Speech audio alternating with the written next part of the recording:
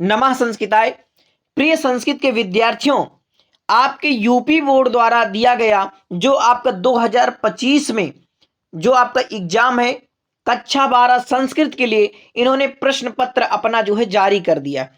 तो इस प्रश्न पत्र को इतना अच्छे से आपको समझाऊंगा कि आपके दिमाग में चला जाएगा और समझ लीजिए यहां से आपके 100% आपके जो है प्रश्न मिलेंगे, क्योंकि महत्वपूर्ण श्लोक दिए गए हैं। ठीक है, तो देखिए यहां पर आप देखेंगे कि आपके अलंकार पूछा जाता है, उसमें आपका रूपक अलंकार है, रूपक अलंकार है और उपमा अलंकार है। ठीक है, इनमें से एक अलंकार की हमें परिभाषा और उसका उदाहरण लिखना होता है। तो यहां से आपके 3 नंबर बिल्कुल पक्के समझ लीजिए, इसी वीडियो में आपके दिमाग में डाल दूंगा। उदाहरण भी याद होगा और आपके जैसे देखो रूपक है और उपमा है, इनका जो है हमें परिभाषा और उदाहरण जो है बिल्कुल याद करना, तो ये आपके दिमाग में चला जाएगा। और आपके देखिए व्याकरण वाले, व्याकरण में आपको बिल्कुल देखिए अभी जब आप देखेंगे तब समझेंगे, व्याकरण के आपके पूरे पूरे 27 नंबर आपके दिमाग में चले जाएंगे, समझ लीजिए पूरी गारंटी के साथ मैं आपको इस बात को कह रहा हूं। इसके बाद आपका जो निबंध है, निबंध भी बिल्कुल अच्छी प्रकार से मैं आपको 10 लाइन का आसानी से याद करा दूंगा। और रहा आपका देखिए जो है गद्य खंड। तो गद्य खंड में आप क्या करना, देखिए चंद्रापीड़ जो आपकी कथा लगी हुई है, चंद्रापीड़ जो कथा लगी हुई है, इसमें देखिए कैसे प्रश्न पूछेंगे मैं आपको बताऊंगा। गद्यांश देगा, उसी गद्यांश के जो है प्रश्न, यहां पर आपको गद्यांश दे रहा उसी इसी प्रश्न पूछेगा। तो बहुत आसानी से इसी में आपके उत्तर भी रखे हुए, तो कहीं खोजने नहीं जाना जो आप घबरा रहे हैं, बिल्कुल आसानी से समझना।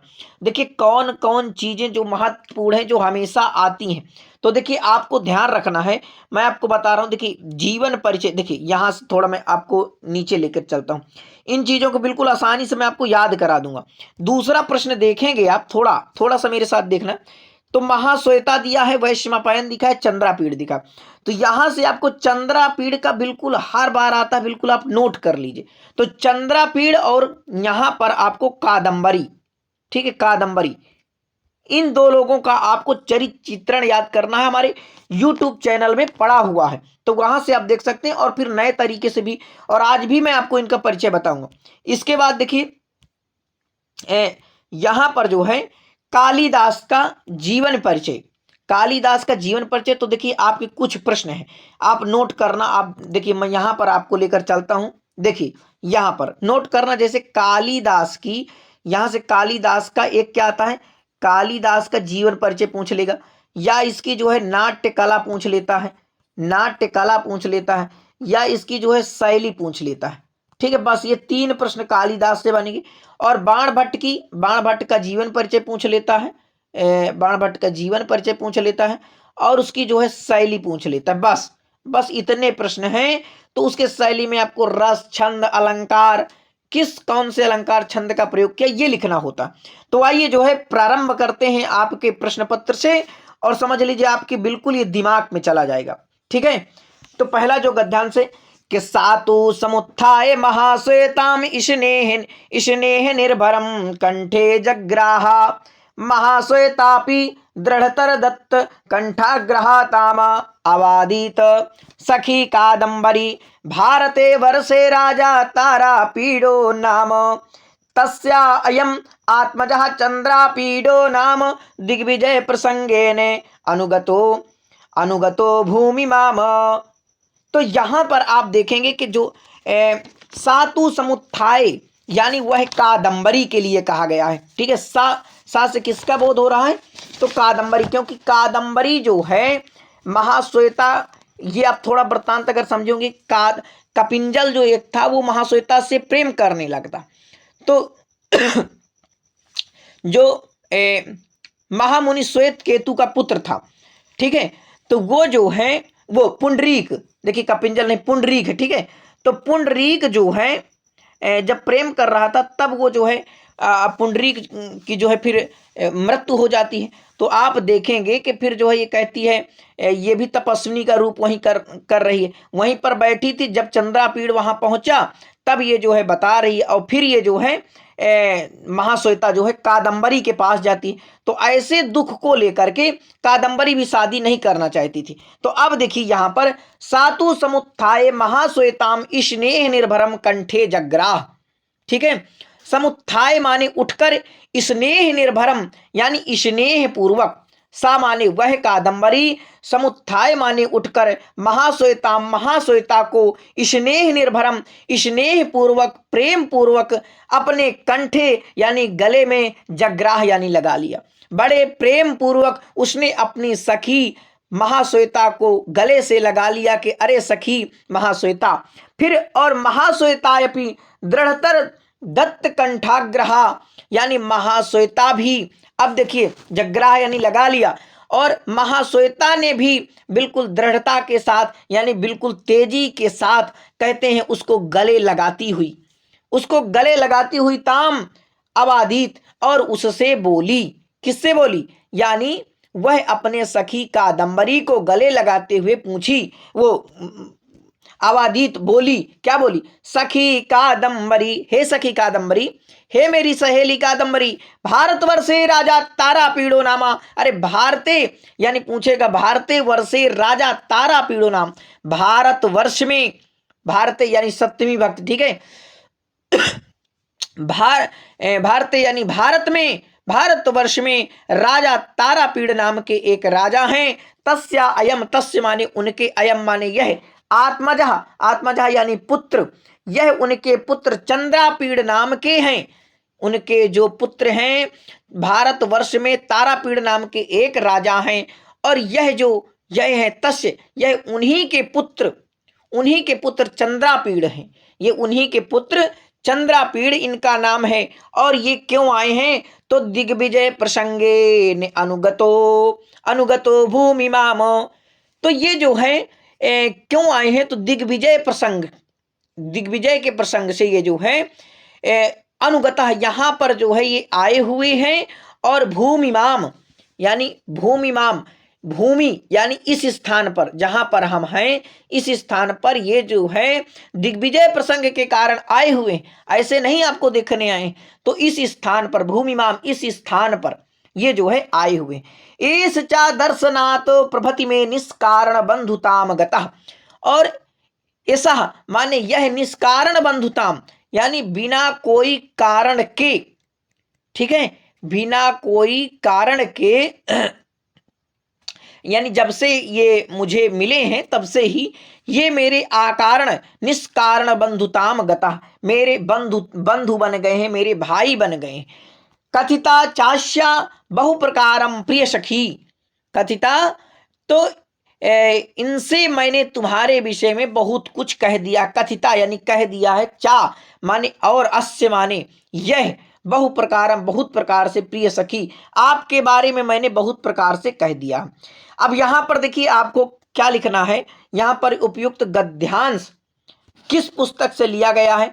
तो ये आपको लिखना है कि महाकवि श्री बाणभट्ट विरचित, ये जो है चंद्रापीड़ कथा से यह गद्यांश जो है लिया गया है। ठीक है, फिर से एक बार समझ लीजिए, महाकवि श्री बाणभट्ट विरचित चंद्रापीड़ कथा से यह गद्यांश अवतरित है या लिया गया है। कह महाश्वेताम स्नेह निर्भरम कंठे जग्रा, किसने महाश्वेता को स्नेह निर्भरम यानी स्नेह पूर्वक प्रेम पूर्वक कंठे यानी गले में, जग्रा यानी लगा लिया। तो आप देखेंगे कि कादंबरी ने लगाया है, तो बस उसी प्रकार से आपको लिख देना यहां पर कादंबरी महाश्वेताम। ये का जो है आपका का है, का की जगह आपको कादंबरी कर देना है उत्तर में। कादंबरी महाश्वेताम स्नेह निर्भरम कंठे जग्राह, इतना लिख देना है। आगे देखिए, सखी कादंबरी भारते वर्षे राजा तारापीड़ नामा, यहां पर रेखांकित अंश का अनुवाद कीजिए। तो लिखना है कि कादंबरी, यहां पर थोड़ा आगे का वो भाव लेकर के कहना है कि महाश्वेता कह रही है अपनी सखी कादंबरी से, सखी कादंबरी भारतवर्ष में राजा तारापीड़ नाम के एक राजा थे। ऐसा जो है आप रेखांकित अंश की व्याख्या हो जाएगी, अनुवाद हो जाएगा। भारते में, यहां पर देखिए भारते में आपकी जो है कौन सी विभक्ति है? भारते में आपकी कौन सी भक्ति है? भारते में तो देखिए शब्द रूप आपको क्या करना है, शब्द रूप धातु रूप ये जो है रटने की चीज नहीं होती है, इसको समझना होता है। जैसे यहां पर लिखा है भारत, तो भारत के अंत में जो ता है इसमें आ रहा है। राम का रूप आपने याद किया है, तो ये भी आकारांत है और ये भी आकारांत है। तो ये जो है आप देखिए रामा हा रामा मो रामेड रामाए रामा तो रामस्य रामे हे, अब फिर संबोधन में हे राम, तो यहां पर रामे आ गए तो यहां पर भारते आ गए, तो कैसे आप गलत कर देंगे। सप्तमी का एक वचन है और आकारांत है, बिल्कुल आसानी से लिख देंगे। अब यहां पर देखिए आत्मजः का शाब्दिक अर्थ आपसे पूछ रहा है, तो यहां पर आप देखेंगे तस्या अयम, मैंने बताया तस्य, उनके अयम माने यह, आत्मजः यानी पुत्र चंद्रापीड़ हैं, उनके ही यानी तारापीड़, तारापीड़ के पुत्र कौन है, चंद्रापीड़। और ये दिग्विजय प्रसंग के कारण भूमिमाम इस स्थान पर जो है आए हैं, और जब से मैंने इनको देखा है निष्कारण मेरे बंधु बन गए हैं, और तुम्हारे बारे में मैंने बहुत प्रकार से इनसे कहा। तो अब एक हम गद्यांश को देखिए छोड़ देते हैं ये वाला, क्योंकि इसमें आपका ज्यादा ही समय लगेगा और ये आपका इंपॉर्टेंट भी नहीं है, मैं ये भी बता देता हूं, ठीक है, क्योंकि ये कभी पूछा नहीं गया और ये कोई इंपॉर्टेंट नहीं। अब यहां पर देखिए हम आपके यहां पर जो आप दूसरा प्रश्न है ये समझ लीजिए, इनका पूरा हल सहित हमें करना है, ठीक है, तो यहां पर आपको घबराना नहीं है। अब देखिए अपन दूसरा प्रश्न है, अपनी पाठ्य पुस्तक के आधार पर किसी एक पात्र का हिंदी में चरिचित्रण, तो चंद्रापीड़ का करेंगे। चंद्रापीड़ के अगर परिचय आपको पढ़े होंगे कि भाई चंद्रापीड़ बहुत ही सुंदर लगता है, रूपवान है, तो ऐसी हेडिंग आपको याद करना है कि रूपवान, तो चंद्रापीड़ रूपवान बुद्धिमान, रूपवान गुणवान, तो ये गुणवान कह लीजिए, रूपवान गुणवान भी, उसके अंदर गुण भी हैं, बहुत अच्छी जो है गुरुकुल में जो पढ़ाई गई विद्या है बहुत जल्दी सीख लेता है, और राजा का लड़का है तो वीर भी रहेगा, एक हेडिंग लिख देना। फिर सच्चा प्रेमी है, वो कैसा है, कादंबरी से सच्चा प्रेम करता, तो सच्चा प्रेमी एक हेडिंग में। फिर आपको लिख देना है कि कादंबरी से वह सच्चा प्रेम करता है, रूपवान में बहुत ही अधिक सुंदर है, वो देखने में बिल्कुल नव युवक है और बहुत ही उसका शरीर हष्ट पुष्ट है, और गुणवान है यानी उसके पास सोचने समझने की क्षमता है, और बुद्धिमान भी है, और वीर है यानी राजा का पुत्र है तो वीर है, और सच्चा मित्र है, एक हेडिंग डालना है सच्चा मित्र है। कैसे सच्चा मित्र है, तो उसका जब मित्र जो वैश्यमपायन है कि मर जाने पर वह भी जो है अपने प्राणों को त्यागता है, तो इसलिए वो सच्चा मित्र है, और वो दिव्य पुरुष है, ठीक है, दिव्य पुरुष है क्योंकि वह वास्तव में चंद्रमा का अवतार ही है, ठीक है, लोकपाल जो है चंद्रमा। तो ये जो है आप चंद्रापीड़ का बिल्कुल याद कर लीजिए। महाश्वेता, तो महाश्वेता की माता का नाम क्या है, इनकी माता का नाम गौरी है, ध्यान रखना ये आपसे परीक्षा में पूछा जा सकता है। और इनके पिता का नाम, इनके पिता का नाम क्या है, तो इनके पिता का नाम है गंधर्वराज, ठीक है, गंधर्वराज। गंधर्वराज की जो पुत्री हैं वही जो है महाश्वेता है, इनकी माता का नाम गौरी है, गौरवंड यानी इनकी जो माता है गौरी है, ठीक है। अब इनका देखिए परिचय अगर आपको लिखना है महाश्वेता की, तो महाश्वेता का भी मैं आपको यही बता देता हूं।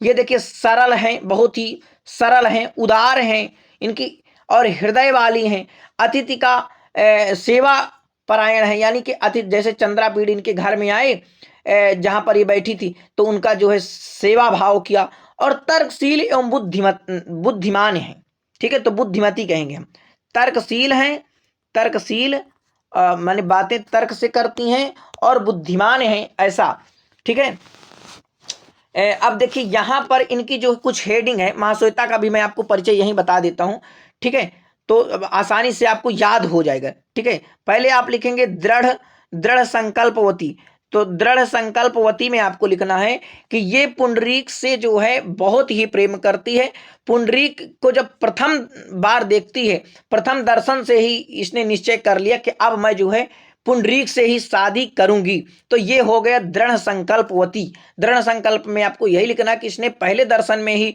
पुंडरीक को अपना जो है पति मान चुकी। और फिर दूसरे हेडिंग में आप लिखना है पतिव्रता, पतिव्रता, पतिव्रता में आप लिखेंगे कि इसने मानसिक रूप से अपने यानी पुंडरीक को अपना पति स्वीकार कर चुकी थी, इसलिए जो है दूसरी शादी नहीं करना चाहती थी, ये जो है पतिव्रता थी, नहीं तो ये शादी भी कर सकती थी। तो तीसरी हेडिंग लिखना है विद्यार्थियों, तीसरी हेडिंग आपको लिखना है व्यवहार कुशल एवं कोमल हृदय वाली। और चौथी हेडिंग आपको लिखना है कठोर कठोर तपोव्रती। ठीक है, तपोव्रती, तपोव्रती। तो इस प्रकार से आप हेडिंग याद कर लीजिए ताकि आप वहां पर लिखने में आपको आसानी हो और बहुत आसानी से आप कर पाए। तो यहां पर देखिए, अब तीसरा प्रश्न आपसे पूछा है, बाण की गद्य शैली संक्षेप हिंदी और संस्कृत में लिखिए। 4 नंबर का है। देखिए इसको भी मैं आपको याद करा देता हूं। देखो गद्य शैली का ये प्रश्न हमेशा आता है, तो इसमें आपको क्या ध्यान रखना है कि जब शैली पूछे आपसे तो यहां पर आपको रीत लिखना होता है। ठीक है, रीत लिखना होता है यहां पर, यानी वही रीत शैली एक ही है ना, रीत शैली एक ही है। अब देखिए यहां पर आपको भाषा बतानी होती कि बाण भट्ट ने कौन सी भाषा का प्रयोग किया, और यहां पर आपको अलंकार बताना होता है। और तो यहां पर इनकी देखिए बाण भट्ट ने पांचाली रीत को अपनाया है। ध्यान रखना, रीत में अगर आपको लिखना पड़े तो कहना है कि बाण भट्ट ने पांचाली रीत को अपनाया है। शैली यानी बाण के समय 3 प्रकार की शैली जो है प्रचलित थी, दीर्घ समासा, अल्प समासा और समास रहिता, ये जो है शैली है। और भाषा इन्होंने कैसी प्रयोग की, तो भाषा इनकी जो है कैसी है, सरल है और सुबोध है। ठीक है, इन्होंने भाषा सरल और सुबोध भाषा का ही जो है प्रयोग किया है। अलंकारों की बात करें तो इन्होंने कौन से अलंकारों का प्रयोग किया ये आपको बताना है। तो बाण भट्ट का कौन सा अलंकार देखेंगे आप, श्रृंगार, श्रृंगार रस का इन्होंने, इनका सबसे प्रिय रस है श्रृंगार रस, जो है इनका क्या है, श्रृंगार रस, श्रृंगार रस इनका जो है सबसे प्रिय रस है। तो ये चीजें आपको बताना है इनकी शैली में। तो इनकी शैली में आप क्या क्या बताएंगे, मैंने आपको बताया कि आपको रीति बताना है, जो इनके समय जो है पांचाली रीति है। शैली में बताना 3 प्रकार की शैली, और भाषा में सरल सुबोध। ठीक है, भाषा में इन्होंने सरल सुबोध। और रस की बात करें तो रस की बात करें तो इन्होंने श्रृंगार का जो है अधिक प्रयोग किया है, उनका प्रिय रस था श्रृंगार। अगला देखेंगे केयूरकः। ठीक है, पूछता है केयूरकः कहाँ आसीत, तो केयूरकः कादम्बरी का सेवक है। कादम्बर्याः माता आसीत, कादम्बरी की माता पत्रलेखा नहीं है, मदलेखा, ये आपकी मदिरा हो जाएंगी। ठीक है, तो आपका तीसरा ऑप्शन जो है बिल्कुल सही हो जाएगा। अब यहां पर आप देखेंगे ये जितने आपके संस्कृत के और हिंदी के यानी रघुवंश महाकाव्य के श्लोक है पूरे आपके दिमाग में चले जाएंगे। देखिए 7 नंबर का आता है, आपको संदर्भ लिखना होता है, उसकी व्याख्या लिखनी होती है। ठीक है, व्याख्या और लिखनी होती है। तो देखिए पहला श्लोक है आपका, एकाते पत्रम जगतः प्रभुत्वम नवम वयः कांत इदं वपुश्च अल्पस्य हेतुर्बहुहा त्वमेच्छन् अविचारे मूढ़ा प्रतिभाषी में तुम। वो जो सिंह है, जब राजा दिलीप कहते हैं, आपको थोड़ा प्रसंग में लिखना है इस प्रकार से कि प्रसंग ये चल रहा है कि राजा दिलीप गाय के बदले में कहते हैं कि भाई गाय को ना खाओ मुझे खा लो, ऐसा प्रसंग है। फिर वो सिंह कहता है कि अरे राजन एकात पत्रम, यानी इतना बड़ा संसार, जगत यानी संसार, और प्रभुत्वम यानी प्रभुत्व है आपके पास, स्वामित्व है आपके पास, यानी प्रभुत्व यानी राज्य है आपके पास, ये संपूर्ण संसार आपका राज्य है। और नवम वयः, नवम माने नई, वयः माने अवस्था, और नई अवस्था यानी बिल्कुल युवा अवस्था है, बिल्कुल जवान हैं आप। और कांति और सुंदर, कांति यानी सुंदर। ठीक है, कांति मतलब क्या होता है, कांत कमनीयम यानी जो देखने में सुंदर हो, रमणीय हो, ऐसा। इदम, इदम माने यह, वपुष्य यानी शरीर है, और अच्छा सुंदर शरीर है। और अल्पस्य यानी थोड़े, अल्प यानी थोड़े के, हेतु हेतु यानी अल्पस्य हेतु यानी थोड़े के लिए, बहु यानी बहु माने बहुत सी वस्तु, बहुत सी वस्तु, ये सारा जो वस्तु, बहुत माने बहुत सी वस्तु जो है, हातुम यानी छोड़ने के लिए इच्छन यानी इच्छा करते हैं। आप थोड़े के लिए बहुत कुछ छोड़ने की, बहुत कुछ वस्तुओं को छोड़ने की इच्छा कर रहे हैं। विचार मूढ़ा विचार शून्य प्रतिभाष में प्रतीत होते हो, मालूम होते हो मैं माने, मुझको तुम माने तुम आप।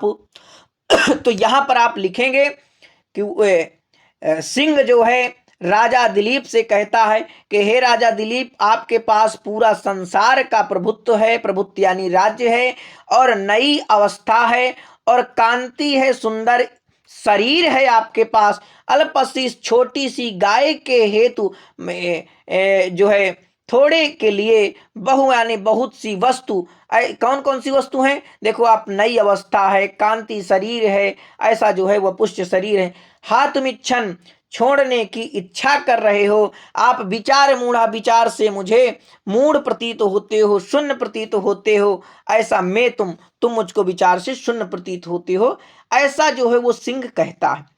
ठीक है, अगला अगला देखिए श्लोक देखिए कि तस्मिन् क्षणे पालयतुः प्रजानाम उत्पश्यत सिंह निपातमग्रम अवाङ्मुखस्यो परिपुष्पवृष्टि पापात विद्याधरि हस्तमुक्ता। अब देखिए, गाय की रक्षा करने वाले वो जो राजा दिलीप है, राजा दिलीप, तो वो जो है कहते हैं कि भाई गाय के बदले में सिंह मुझे खा लो। अब वो बिल्कुल ऐसे डट गया है कि भाई सिंह अब मुझ पर आक्रमण करेगा। तो तस्मिन क्षणे उसी क्षण पाल युतु, तस्मिन क्षणे उसी क्षण यानी जब राजा ने अपना शरीर अर्पण कर दिया कि भाई अब मेरे शरीर पर तुम आक्रमण करो, तो उसी समय पाल युतु यानी जो प्रजा का पालन करने वाले हैं, प्रजानाथ, ठीक है, यानी राजा दिलीप, उत्पश्यतः सिंहमि निपातम उग्रम, यानी उस सिंह के सिंह निपातम यानी सिंह के आक्रमण को उत्पश्यतः, उत्पश्यतः यानी प्रतीक्षा करते हैं। सिंह निपातम उग्रम, सिंह के आक्रमण की उत्पश्यता यानी प्रतीक्षा करते हैं। प्रजा नाम यानी प्रजाओं के जो है पालयतु यानी पालन करने वाले, जो प्रजा का पालन करने वाले राजा दिलीप हैं, वो सिंह निपातम उग्रम, सिंह के आक्रमण की उत्पश्यतः यानी जो है प्रतीक्षा करते हैं कि अब ये मुझ पर जो है आक्रमण करेगा। तो उसी समय क्या हुआ? अवांग मुखस्यो परिपुष्प वृष्टि पपात विद्याधरि हस्त मुक्ता। अवांग मुख से नीचे मुख किए हुए राजा दिलीप जो है नीचे मुख किए हुए हैं कि ये जो है राजा दिलीप नीचे मुख किए हुए हैं कि भाई अब ये जो है मुझ पर वार करेगा। उसी समय नीचे मुख किए हुए क्या हुआ कि विद्या अवांग मुखस्योपरि उसके ऊपर पुष्प वृष्टि, फूलों की वर्षा, वर्षा पपात मानी हुई या गिर गई, और जो है विद्याधर हस्त मुक्ता। तो विद्याधरों के द्वारा यानी देवताओं के द्वारा उसी समय पुष्प वृष्टि, फूलों की वर्षा पपात माने हुई या गिर गई। अवांग मुख से उस राजा दिलीप के ऊपर जो है फूलों की वर्षा हो गई। अब ये फूलों की वर्षा कैसे होती है? जब बहुत आप अच्छा काम करते हैं तब जो है, जैसे आप लोकोत्तर कार्य कर रहे हैं, भाई किसी का अच्छा कार्य कर रहे हैं, तब आपके ऊपर देवता गण हर्ष से जो है पुष्प पुष्प जो है वर्षा किया करते थे। ऐसा जो है प्राचीन काल की मान्यता है। लेकिन यहां पर राजा दिलीप अच्छा काम ही कर रहा है कि अपना शरीर दान दे रहा है, और उस गाय के बदले में स्वयं का शरीर दान देना ये एक लोकोत्तर कार्य, अच्छा कार्य, इसलिए उसके ऊपर जो है फूलों की वर्षा हो गई। अब अगला श्लोक है, देखिए यहां पर आपको जो है इसकी संस्कृत में व्याख्या करनी होती है। तो ये देखो हिंदी की दृष्टि से भी बहुत महत्वपूर्ण है, तो मैं इसको आपको हिंदी में भी बता देता हूं ताकि आप इसे जो है, और संस्कृत के लिए मैं अलग से आपके 5 श्लोक महत्वपूर्ण बता दूंगा, तो आप उन्हें जो है बिल्कुल आसानी से याद कर लेना, लिख लिख कर याद करना है। और अगर आप याद नहीं करना चाहते तो आपको देखिए अनुवाद आना चाहिए, बहुत आसानी से आप कर ले जाएंगे। तो जो नहीं कर पाते उनके लिए मैं 5 श्लोक बताऊंगा महत्वपूर्ण, और आसानी से आप लोग कर ले जाएंगे, तो आपको घबराना नहीं है। संस्कृत में आपके पूरे नंबर मिलेंगे, ठीक है। अब देखिए अगला श्लोक है कि सातोऽयं मदीयेन शरीर वृत्तिं देहेन निर्वर्तयितुं प्रसीद दिनावसाने तशुक बाल्यवत्सा विसज्जताम धेनुरियम महर्षे। तो वो जो है राजा राजा दिलीप जो है अब उस सिंह से उस गाय को छोड़ने के लिए कह रहे हैं कि भाई आप मेरे शरीर से मेरे शरीर को खा करके अपनी क्षुधा को जो है शांत कर लो, लेकिन जो है इस गाय को जो है क्या करो, छोड़ दो। कि सातोयम यानी जो तुम्हारे तुम माने तुम्हारे पास में जो जानवर आते हो उनको आप खाकर अपनी भोजन को प्राप्त करते हो, तो वो काम नहीं करना। मद ये माने मेरे शरीर वृत्ति यानी शरीर से अपनी वृत्ति को अपनी भूख को दहेन मेरे देह के द्वारा निर्वर्तयुतुम, तो निर्वर्तुम यानी संपादित करने के लिए अपनी भूख मिटाने के लिए प्रसिद्ध यानी कृपा करें, आप मेरे शरीर को खा लीजिए, ऐसा आप कृपा करें। क्यों खाना है, तो आगे राजा दिलीप कहते हैं कि दिनावसानो उत्सुक बाल्यवत्सा विसर्जिताम धेनुरियम महा, यानी दिन का जब अंत हो जाता है तो जो उसका गाय का जो बछड़ा है वो याद करेगा कि मेरी मम्मी शाम होने वाली है, आएगी मुझे दूध पिलाएगी, तो वो उत्सुक रहेगा अपनी माता के लिए, इसलिए विसर्जताम छोड़ दो धेनुरियम, इस धेनु को, यम्मा ने इस महर्षि की धेनु को यानी वशिष्ठ ऋषि महर्षि की इस धेनु को, यम्मा ने इस धेनु को आप क्या करो तो छोड़ दो। ऐसा जो है राजा दिलीप जो है कह रहे हैं, यानी कि राजा दिलीप का कहने का मतलब यह है कि भाई आप मुझे मेरे शरीर से अपनी भूख को मिटा लो, लेकिन विसर्जता में इसको धेनु को इस गाय को आप छोड़ दो, क्योंकि उसका जो बछड़ा है वो दिन के अंत में जब शाम होती तो उत्सुक रहता है अपनी भूख मिटाने के लिए, इसलिए आप अपनी भूख मुझ में मिटा लो। ठीक है, अगला श्लोक देखिए, इसको भी मैं आपको बता देता हूं, ये आपके समझ लीजिए, अगर 4 श्लोक अच्छे समझ लेंगे तो आपके परीक्षा में ये जरूर आपको मिल जाएंगे। भूतानुकंपा ये आपको 100% आपको मिलेगा, श्लोक समझ लीजिए। तो देखिए, भूतानुकंपा तव चेदियम गो रेका भवस्त्वति मति त्वदन्ते जीवन पुनः शाश्वत उपप्लवेभ्यः प्रजा प्रजानाथ पितेव पासी। ठीक है, तो ये जो आपका है भूतानुकंपा, ठीक है, भूतानुकंपा, यदि आप देखिए सिंह जो है राजा को समझा रहा, राजा से क्या कहता है, तो आप जो है प्रसंग में इसी प्रकार से लिखेंगे कि सिंह जो है राजा को समझा रहा है कि हे राजन, भूतानुकंपा यानी भूतानुकंपा, यदि आप जीवों पर दया करते हैं, यदि आप भूतों पर दया करते हैं, भूत यानी जीवों पर, ठीक है, जो पशु पक्षी हैं, जो आपके राज्य में जो लोग हैं उन पर यदि आप दया करते हैं, तो दंते तो तुम्हारे मरने पर, तो दंते यानी तो दंते तो माने तुम्हारे अंत होने पर, तुम्हारे मरने पर स्वस्थमति, अब यहां पर देखिए स्वस्थमति यानी जो है सुरक्षित रहेगी, यही जो है सुरक्षित रहती, भावेत, ठीक है, भावेत माने अकेली, या ये आप लिख लीजिए, भावेत माने जो है अकेली, और स्वस्थमति यानी सुरक्षित, स्वस्थमति यानी सुरक्षित, ठीक है, तदंते यानी तुम्हारे मरने पर, तुम्हारे मरने पर, ठीक है, तुम्हारे मरने पर, यहां पर लिख देता हूं, तुम्हारे मरने पर अकेली यही गाय सुरक्षित रहेगी। गौ यानी ये जो है गाय, गाय केवल एक गाय, ठीक है, एक गाय यही चेद यानी चेद, यम यम माने यह, यम माने यही, ठीक है, यम माने यही जो है गाय जो है जीवित रही। तो भूतानुकंपा, यदि आप भूतों जीवों पर दया करते हैं तो दंते तुम्हारे मरने पर स्वस्थमति यानी यही सुरक्षित रहेगी, भवेत यानी अकेली गाय यही सुरक्षित रहेगी, और यदि जीवन पुनः शाश्वत उपपलवेभ्य प्रजा प्रजानाथ पितेव पासी, यदि आपका जो है जीवन रहा तो पुनः आप शाश्वत, देखिए शाश्वत का मतलब समझ लीजिए, शाश्वत का मतलब होता है निरंतर, जो कभी समाप्त ना हो, तो शाश्वत यानी निरंतर प्लवेभ्य यानी विपत्तियों से। तो आप निरंतर उपप्लवेभ्य यानी विपत्तियों से अपनी प्रजा यानी प्रजा की, अपने जो आपके नौकर चाकर हैं, आपकी जो प्रजा है, प्रजानाथ के समान यानी राजा दिलीप बन करके उनको पिता की समान पास यानी रक्षा करोगी, उनके जो है विपत्तियों से रक्षा करते रहोगे यदि आप जीवन आपका रहा तो। अब यहां पर कालिदास की काव्य शैली आपको लिखना है। क्या लिखना है? कालिदास की जो है आपको देखिए काव्य शैली, तो मैंने आपको बताया ना, कालिदास का जीवन परिचय, कालिदास का काव्य शैली और कालिदास की नाट्य कला, यही प्रश्न आपसे पूछे जाएंगे। तो आपको इनको जो है ध्यान में बिल्कुल रखना है, ठीक है।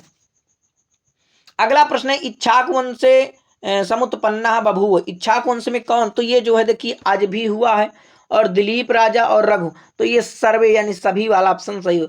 नंदिनी कस्य धेनु आसीत, तो ये प्रश्न मैं आपके लिए छोड़ूंगा कि दिलीप की थी, आप सोचेंगे कि भाई दिलीप की है, और दिलीप ने किससे उस धेनु को लाए हैं, नंदिनी को, तो आपको दिमाग लगाना है। या वशिष्ठ की थी या विश्वामित्र ने दिया है, यही विश्वामित्र भी आप लगा सकते हैं कि भाई शाकुंतला के वास्तविक जनक जननी कौन है? विश्वामित्र पिता हैं और मेनका उनकी माता है, मेनका, तो आप इसे भी कोई लगा देगा। कंड लगा सकते हैं कोई कि भाई शकुंतला का पालन पोषण कंड, और ये उसी से संबंधित है।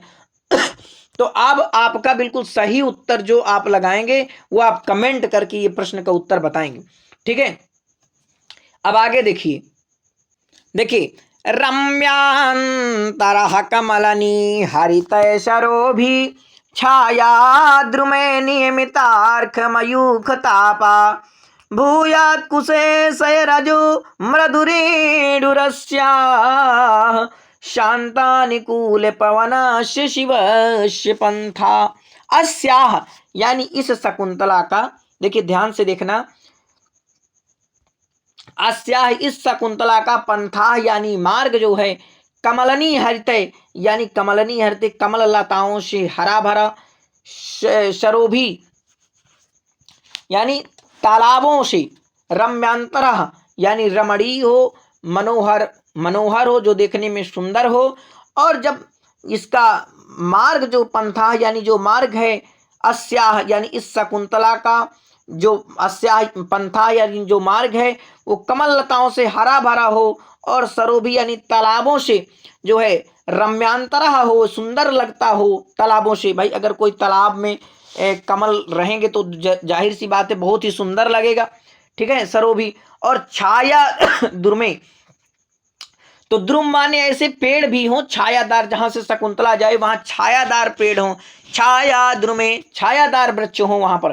कैसे वृक्ष हो? जैसे पीपल का वृक्ष हो वहां पर, या बरगद का वृक्ष हो, ठीक है। तो ऐसे वृक्ष हो, ऐसे जिन पर जो है, क्यों हो ऐसे वृक्ष? तो नियमिता अर्घमयूख तापा, क्योंकि अगर ये देखिए शकुंतला का यह मार्ग है और यहां से शकुंतला जा रही है, तो इसका अगर यहां पर देखो पेड़ छाया रहेगी ना, खूब घना पेड़ रहेगा, तो इसके धूप नहीं, अर्क माने क्या होता है? सूर्य, और मयूख मतलब होता है किरणें, तो सूर्य की किरणों को कम करा जाए, ये सूर्य की किरणें डायरेक्ट इस पेड़ में जाएंगे और फिर यहां से नीचे नीचे शकुंतला, तो उसका जो है मार्ग अच्छा रहेगा, उसको चक्कर वक्कर नहीं आएगा, और वो आसानी से जो है अपने ससुराल पहुंच जाएगी। तो द्रुमय यानी उसके पास जो है अच्छे जो है वृक्ष हों, ठीक है, और छायादार वृक्ष हों, और जिससे जो है अर्क यानी सूर्य की मयूख यानी किरणों को रोका जा सके, ऐसा शकुंतला का मार्ग हो। आगे क्या कहते हैं, ठीक है, भूयात कुशे सयरजो मृदुरेण रस्यः, यानी कमलों के, यानी जो कमल बिल्कुल ही देखो कोमल होता है, तो कमलों के पराग से कोमल धूलि वाला ऐसा जो है उसका जो है धूलि वाला, कमलों के पराग से कोमल धूलि वाला मार्ग उसका हो। और शांतानुकूल पवन, शांतानुकूल यानी शांत और अनुकूल, उसी के अनुकूल, ऐसा नहीं कि तेजी तेजी हवा, शांत और अनुकूल वायु से युक्त उसका जो है मार्ग हो, ठीक है, उसका जो है मार्ग हो, ऐसा जो है वो कामना करते हैं, ठीक है। आकाश से ये जो है बातें निकल के आ रही हैं। अब देखिए अगला श्लोक है आपका, अर्थो ही, ये इंद्रवज्र छंद में है। और ये आपका जो है यहाँ पर आप देखिए जो विशेष में बातें लिखेंगे तो इसमें आपको अलंकार बता देना हो, तो इसमें जो आपका है तो यहाँ पर देखिए तुल्य योगिता अलंकार है, ठीक है, तुल्य योगिता अलंकार है। और आपका वसंत तिलका, उक्ता वसंत तिलका, वसंत तिलका जो है आपका छंद हो जाएगा, ठीक है। अब देखिए अर्थो ही कन्या वाला देखते हैं कि अर्थो ही कन्या पारिकीय एवो तामद्य संप्रेष्य परिग्रहीतु जातो ममायाम विसदा प्रकामम प्रत्यर्पितन्यांसीवांतरात्मा। तो देखो कन्या जो होती है वो पराया धन होती है, ठीक है। कन्या जो है क्या है, हमेशा जो है पराया धन होती है, ठीक है। देखिए ही माने वस्तुतः कन्या जो है पर की यानी दूसरे का धन होती है। पराया धन जो है अर्थ यानी जो है धन, अर्थ यानी धन, ही माने वस्तुतः कन्या यानी लड़की, पर की यानी पराया। तो लड़की जो है दूसरे का धन होती है, ठीक है। तामद्य, तो देखिए तामद्य को आप अलग कर लीजिए, तामद्य को अलग कर लीजिए। तो अद माने आज, ताम माने उसे, ठीक है, उसको किसको, तामद्य यानी शकुंतला को, संप्रेष यानी भेजकर, परिग्रहीतु यानी पति के घर, उसके साजन के घर, उसके यहाँ यानी जो ये धरोहर है उसके धरोहर को सौंप दिया, जो उसके लायक है, जिसकी धरोहर थी उसको पति को उसको सौंप दिया मैंने। जातो ममायाम विसदा प्रकामम प्रत्यर्पितन्यांसीवांतरात्मा। तो धरोहर को मैंने वापस कर दिया जिसकी वो धरोहर थी। तो अब देखिए नीचे वाली लाइन, मम यहां से करेंगे, मम माने होता है मेरा, और यम, मम यम माने यह विसदा, विसदा यानी प्रसन्न, विसदा यानी प्रसन्न जो है, प्रकामम यानी प्रकामम माने अत्यंत प्रसन्न मेरा जो है यह मन हो गया है। जाता यानी हो गया है, मेरा जो है विसदा यानी प्रसन्न, और प्रकामम यानी जो प्रकामम माने है अत्यंत, और विसदा यानी प्रसन्न। तो मेरा जो है मन जो है क्या हो गया है, वो अत्यंत प्रसन्न, जाता माने हो गया है, ठीक है। क्यों हो गया है, क्योंकि प्रत्यर्पितन्यांसीवांतरात्मा, क्योंकि लड़की पराया धन थी, वो मेरे यहाँ पर थी, वो दूसरे का धन थी। अब मैं आज उसको जिसका धन थी उसको मैंने दे दिया, तो मेरी एक जो है क्या हुआ कि मेरा एक बोझा जो है टल गया। मेरे अंदर जब लड़की किसी की होती तो उसके अंदर एक बोझ रहती कि भाई इसकी शादी करूंगा, योग्य वर के साथ शादी करूंगा, ठीक है। अगर आप किसी से पैसा ले लेते हैं तो आपके दिमाग में ऐसा चलता रहता कि भाई उसका उधार मुझे देना है ताकि अगली बार जो है फिर से दें, ठीक है। तो इस प्रकार के जो है फिर जब आप दे देते हैं तो थोड़ा आपको संतुष्टि कि चलो एक जगह से मेरा पैसा क्लियर हुआ, ठीक है। अब यहाँ पर आप देखिए विशेष में क्या लिख देंगे, तो विशेष में मैं आपको जो चीजें बता रहा हूं इतना लिख देना यू से आपका उत्प्रेक्षा, तो यहाँ पर आपका उत्प्रेक्षा लिख देना है कि यहाँ पर उत्प्रेक्षा अलंकार है। और इंद्रवज्रा, ये आप जरूर लिखना, इंद्रवज्र छंद है, और ये आपके बहुत प्रतियोगी परीक्षाओं की दृष्टि इंपॉर्टेंट श्लोक है। उत्प्रेक्षा अलंकार और इंद्रवज्र छंद ये आपसे पूछा जाएगा, तो इतना आपको लिख देना है, ठीक है। देखिए अब यहां पर 3 सूक्तियां बहुत महत्वपूर्ण सूक्तियां हैं। ना खलु धीमताम कश्चिद विश्यो नाम ओदकांतम स्निग्धो जनो अनुगंतव्य, यानी जो है एक ओदकांतम, जो एक दुधारू वृक्ष हो या कोई सरोवर हो, वहां तक जो है किसी प्रिय व्यक्ति को छोड़ना चाहिए। यह महत्वपूर्ण सूक्ति है, आप याद कर सकते हैं। अति स्नेह, जो अत्यधिक जो प्रेम होता है वो आशंका करा ही देता है। जैसे आपके माता पिता आपसे प्रेम करते हैं, ठीक है, आपसे गाड़ी कितनी भी बनती है लेकिन वो कहेंगे बेटा चलाना तो थोड़ा अच्छे से चलाना, क्योंकि उनका वो असली प्रेम है ना। तो अति स्नेह पाप संकी, अत्यधिक प्रेम ही पाप की शंका करा देता है, ये आप लिख देंगे। अगला देखिए समझिए, कालिदास का जीवन परिचय आपको लिखना है। मैंने आपको कालिदास का परिचय का जीवन परिचय अपने हाथ से लिखकर आपको बताए हैं, तो बहुत अच्छे से आपको लिखना। इनकी पत्नी विद्योत्तमा और इनके ससुर का नाम शारदानंद, इनका समय जो है प्रथम ईस्वी शताब्दी जो है प्रमाणिक माना जाता है, तो ऐसा लिख सकते हैं। अब इनके बारे में देखिए एक लाइन में आपको बोल रहा हूं, आप अगर अभी तक नहीं जानते तो लिख लेना। लिखना है कि विश्वविख्यात, संस्कृत में ये जो कालिदास है विश्वविख्यात है, तो विश्वविख्यात महाकवि कालिदास का जन्म कब हुआ, कहाँ हुआ, यह प्रमाणिक जानकारी उपलब्ध नहीं है। और फिर आप इनके परिचय में लिख सकते हैं, चाहे जनश्रुति वाला आपको याद रहे वो लिख देना है, चाहे जो भी आपको लिख देना है। मालविकाग्निमित्रम ये जो है किसकी रचना है, तो मालविकाग्निमित्रम ये आपकी कालिदास की रचना है। भवभूति की देखिए 3 रचना है, याद कर लीजिए, क्योंकि आपके जब आगे कोई एंट्रेंस का एग्जाम देंगे और कोई आप टीजीटी पीजीटी या संस्कृत में जाएंगे तो आपको ये पूछी जाएंगी। उत्तर रामचरितम है, नोट कर लीजिए, उत्तर रामचरितम है और महावीर चरितम है। उत्तर रामचरितम, महावीर चरितम, चरितम शब्द जुड़ा हुआ, ठीक है। और आपका मालती माधवम है, मालती माधवम एक प्रकरण है, ठीक है। अब देखिए अगले आपके जो हैं शूद्रक, तो शूद्रक की एक रचना है, ये ध्यान रखना, इनकी मृच्छकटिक है, ठीक है, मृच्छकटिक। तो मृच्छकटिक बेटा जो है मृच्छकटिकम, ये 10 अंक का प्रकरण ग्रंथ है। क्या है ये आपका प्रकरण ग्रंथ है। भास के आपके 13 नाटक है, कितने नाटक हैं, और भास संस्कृत के प्रथम कवि हैं। इनमें एक ध्यान रखना कि संस्कृत के प्रथम कवि कौन है, तो आपके भास हो जाएंगे। और इनका समय जो है 100 ईसा पूर्व शताब्दी माना जाता है, ईसा पूर्व शताब्दी माना जाता है। और भास के कितने नाटक है, तो 13 नाटक हैं, ठीक है, ये आप इतना ध्यान रखना। अगला देखिए, शकुंतलाए शापम कहा ददा, तो शकुंतला को शाप किसने दिया, ये प्रश्न आप कमेंट करके मुझे बताएंगे। अगला देखिए, यहां पर आपको प्रयाग वर्णन में निबंध और पर्यावरण संरक्षण आचार परमो धर्म उद्यमेन ही सिद्ध्यंति कार्याणि न मनोरथ, तो ये आपसे यहां पर दिया जरूर है, लेकिन यहां पर आपसे ये कोई महत्वपूर्ण नहीं है। समझ लीजिए आचार परमो धर्म ये आपका महत्वपूर्ण है। और यार सफेद हो गए का, देखो, और हाँ देखो, संस्कृत भाषा का महत्व, संस्कृत भाषा का महत्व ये आप जरूर याद करना, 100% आपका ये आ जाएगा, संस्कृत भाषा या महत्वम, ठीक है, संस्कृत भाषा का, क्योंकि संस्कृत पढ़ रहे हैं तो संस्कृत का महत्व जरूर आपसे पूछेगा। अब देखिए, रूपक अलंकार की परिभाषा या उपमा अलंकार का उदाहरण संस्कृत में और उसका जो है परिभाषा बतानी है। तो उपमा अलंकार की देखिए बिल्कुल सरल आपकी परिभाषा है, प्रस्फुटम सुंदरम साम्यम उपमा।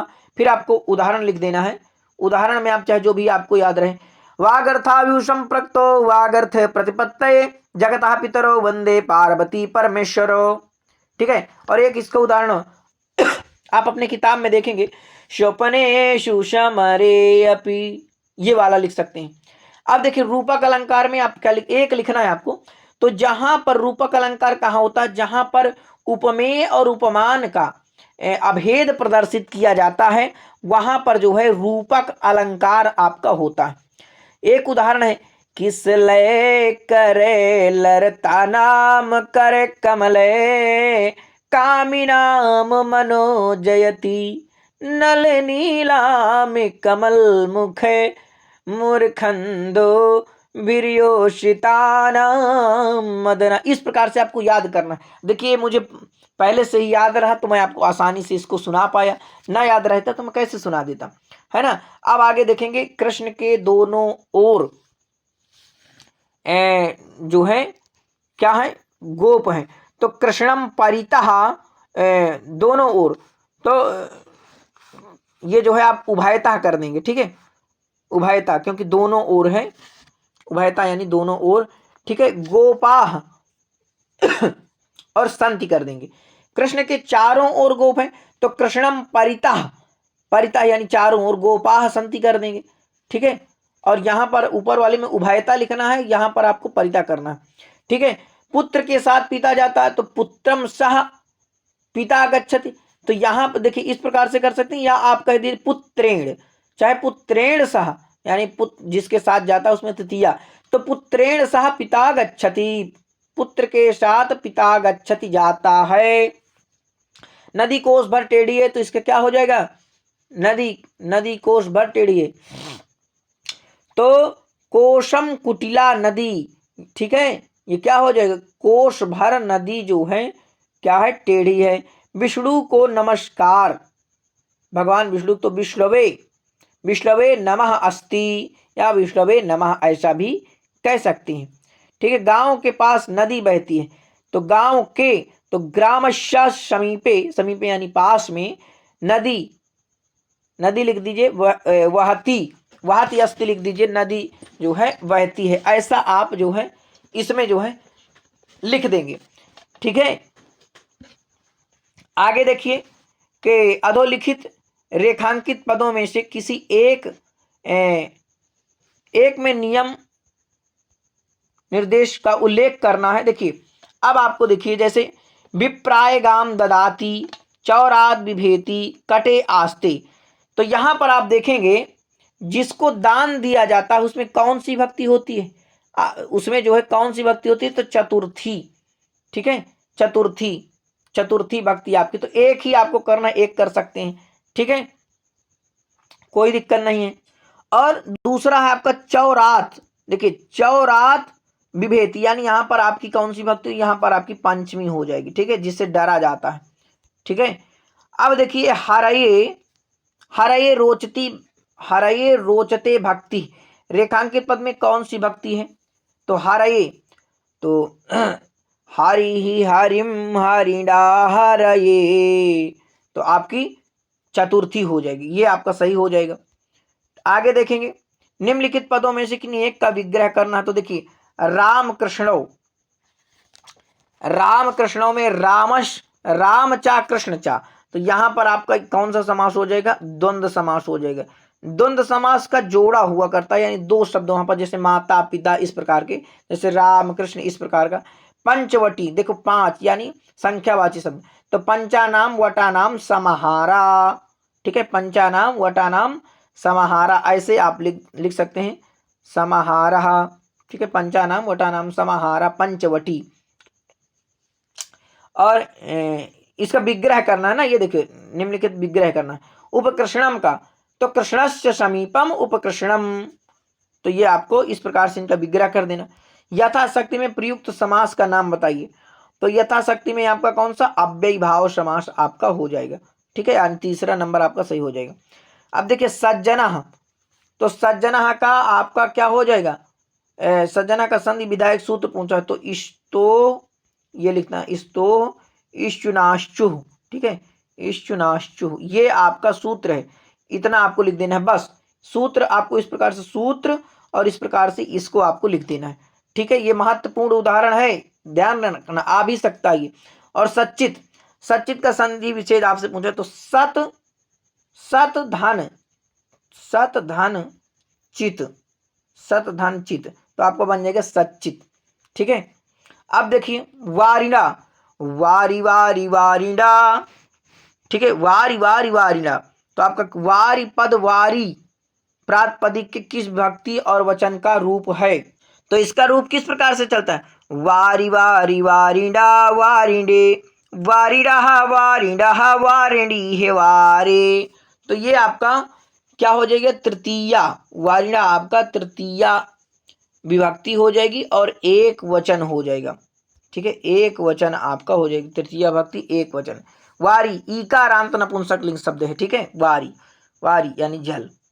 अब देखिए नामन प्रातिपदिक के किस भक्ति और वचन का है, तो नामने सप्तमी बहुवचन है, तृतीया विभक्ति बहुवचन, चतुर्थी भक्ति द्विवचन है, तो चतुर्थी भक्ति का द्विवचन नहीं है, ये क्या हो जाएगा, चतुर्थी भक्ति का एक वचन हो जाएगा, ठीक है, चतुर्थी भक्ति का क्या बन जाएगा, एक वचन।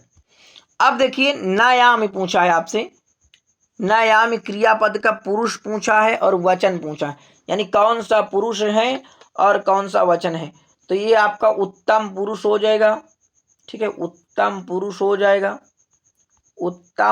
हो जाएगा और एक वचन हो जाएगा, ठीक है, एक वचन हो जाएगा। अब देखिए, अब पूछा है दा धातु के लोट लकार उत्तम पुरुष एक वचन का रूप क्या हो जाएगा। तो इसमें आपका जो है क्या बन जाएगा, ददातु। ठीक है, ददातु, और ये आपका बनता है दत्तात, ऐसा भी बनता है। ठीक है, तो ये आपका बिल्कुल राइट उत्तर हो जाएगा। देखिए यहां मैंने आपको बताया इस प्रकार से, जैसे आप पाठाती इस प्रकार से याद करते हैं, पाठाती, तो ती, सी और मी, ये आपका प्रथम पुरुष, मध्यम पुरुष, उत्तम पुरुष। तो उत्तम पुरुष का एक वचन, जैसे आप देखिए नयाम, ये पकड़ लिए, मी है ना। अब जहां पर आपको लास्ट का ये मिले तो आप समझ जाना कि ये उत्तम पुरुष एक वचन का है आपका। ठीक है, अब देखिए पीत्वा पद में प्रयुक्त प्रकृति और प्रत्यय बताएं। तो पीत्वा में क्या बन जाएगा, पी धन कत्वा, पीत्वा यानी कत्वा प्रत्यय है। ठीक है, का लोप हो जाएगा, त्वा केवल उसका शेष रहेगा। भू धातु में तुमुन प्रत्यय, तो क्या बन जाएगा, भू तुमुन, तो बन जाएगा भावितुम। ठीक है, भावितुम ऐसा बन जाएगा, भावितुम, ये आपका बिल्कुल सही हो जाएगा। भूत्वा थोड़ी बनेगा, भूधन कत्वा, तो ये आपका भावितुम बन जाएगा। अब देखिए 22 नंबर अंतिम है आपका, तो रमापत्रम लिखति, तो यहां पर आपको इसको तृतीया में कर देना है। तो क्या कर देंगे, रमया, रमया पत्रम, पत्रम लिखते, रमयम पत्रम लिखते। ठीक है, तेन हसते, तो यहां पर आपको इसे प्रथमम कर देना, सह हसति, सह हसति, अरे ये नहीं, ठीक है, सह हसति, सह हसति, ये हो जाएगा। और सह रामायणम पठति, तो तेन रामायणम पठति, तेन रामायणम पठति। तो जरूर अपने मित्रों तक शेयर करिए, जो भी आपके दोस्त हैं उनके पास जरूर शेयर करिए, और संस्कृत का प्रचार प्रसार करिए। ये संस्कृत के लिए चैनल आपका प्रतिबद्ध है। जो भी आपको समझ में ना आए हो जरूर आप कमेंट करके बताइए। आप सभी का बहुत बहुत धन्यवाद अभी तक जुड़े रहने के लिए। नमः संस्कृताय।